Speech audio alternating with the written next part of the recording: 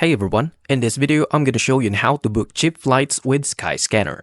First, go to their official website and choose a specific location from start. I'm going to choose the MNL or the Manila Ninoy Aquino, and then the location where you wanted to departure, and choose a specific date from the depart. I'm going to choose the July 1st and return on to July 5th.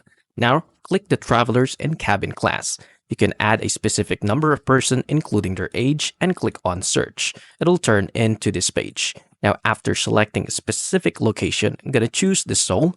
It'll turn into this page wherein you can choose different kind of flights and also including their prices. I'm going to choose the first one, and now from here you can go on different kind of locations. For example, in Agoda, Traveloka, and any more. From here, click on Book Now and click on Allow Once.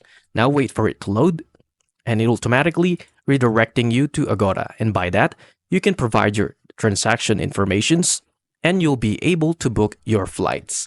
And that's how to book cheap flights with Skyscanner. If you found this video helpful, please like and subscribe, and I'll see you into the next one.